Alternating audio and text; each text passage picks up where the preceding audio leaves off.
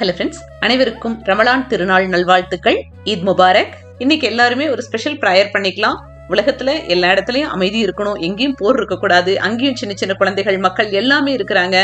நம்மளை போல ஒரு சக மனிதன் குடும்பம் எல்லாம் ஒரு இடத்துல அழுதுகிட்டு இருக்கு. இந்த வழிகள் எல்லாம் ஒரு முடிவுக்கு வரணும் சீக்கிரமாவே. நேற்று வீடியோ கிளிப்பிங்ஸை பார்த்துட்டு நிறைய பேர் இந்த தயிர் வடையோட ரெசிபி கேட்டிருந்தீங்க. நான் இந்த வடை செய்யறதுக்காக காஃபி குடிப்போம் இல்லையா, அந்த டம்ளர்ல ஒரு 2 டம்ளர் உருட்டு உளுந்து ஒரு 2.5 மணி நேரம் ஊற வச்சிருக்கேன். அந்த உளுந்து ஊற வைக்கும் போதே ஒரு பெரிய ஸ்பூன்ல பச்சரிசியும் சேர்த்து ஊற வச்சிட்டேன். மாவை கிரைண்டர்ல தான் அரைச்சேன். அரைக்கும் போது ஐஸ் வாட்டர் அப்பப்ப தெளிச்சு மட்டும் அரைச்சேன். ரொம்ப கெட்டியா அரைக்க வேண்டியதில்லை. அதே மாதிரி ரொம்ப இட்லி மாவு அரைப்போம் இல்லையா, அந்த மாதிரி உளுந்து மாவு அரைக்காம ஓரளவுக்கு பாலா விழுகும் இல்லையா, அந்த ஸ்டேஜ்ல கரெக்டா பக்குவமா மாவு எடுக்கணும். கிரைண்டர்ல உளுந்து அரைக்க போடும் போதே கூடவே ஒரு 3 பச்சை மிளகாயும் உள்ளேயே போட்டு அரைச்சிட்டேன். இந்த அளவு மாவுல எனக்கு ஒரு 25 வடை கிடைச்சிருக்கும். இந்த வடைக்காக இப்ப இந்த மாவுல ஒரு 1.5 ஸ்பூன் உப்பு, பொடி பொடியா அறுத்த கறிவேப்பிலை, பொடி பொடியா அறுத்த கொத்தமல்லி, கூடவே இஞ்சி, ஒரு கட்டை விரல் சைஸ் இஞ்சியை பொடி பொடியா அறுத்து கட் பண்ணி சேர்த்துக்கிட்டேன். தேவையான பொருள் எல்லாத்தையும் போட்டதுக்கு அப்புறம் இப்ப உளுந்த மாவை நல்லா அடிச்சு மிக்ஸ் பண்ணிக்கணும். ஏன்னா உள்ள ஏர் பாக்கெட்ஸ், இந்த காத்து இருக்கும். அந்த காத்து இருந்துச்சு அப்படின்னா சம்டைம்ஸ் உளுந்த வடை வெடிச்சிரும் எண்ணெயில போட்டதுக்கு அப்புறம். அதனால நல்லா கம்ப்ளீட்டா ஒரு 2-3 ரவுண்ட் நல்லா அடிச்சு மிக்ஸ் பண்ணிக்கோங்க.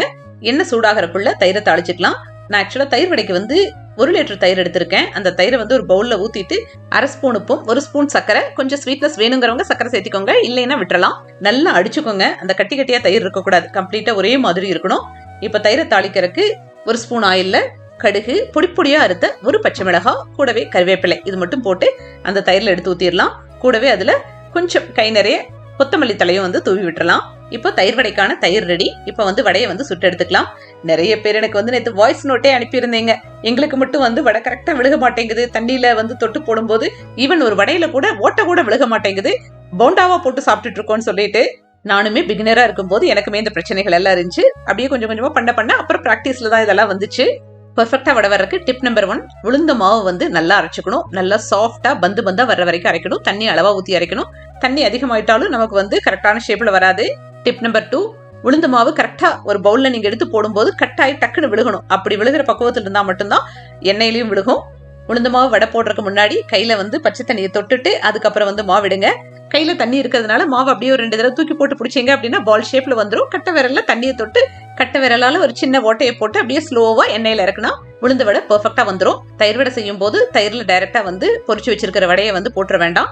கொஞ்சம் கை பொறுக்கிற அளவு சூடான தண்ணியில வடையை ஒரு 2-3 நிமிஷம் ஊற வச்சீங்கன்னா கொஞ்சம் பொதுன்னு உப்பி சாஃப்டா வரும். அந்த வடையை உள்ளங்கையில வச்சு லைட்டா பிரஸ் பண்ணோம் அப்படின்னா எக்ஸ்ட்ராவா தண்ணி எல்லாம் உறிஞ்சிருக்கும் இல்லையா, அதெல்லாம் வெளியே வந்துடும். அதுக்கப்புறம் அந்த வடையை எடுத்து தயிர்ல போட்டு ஒரு 15 நிமிஷம் ஊற வச்சு மேல கேரட் இல்ல பூந்தி போட்டு சர்வ் பண்ணுங்க. செம சூப்பரா இருக்கும்.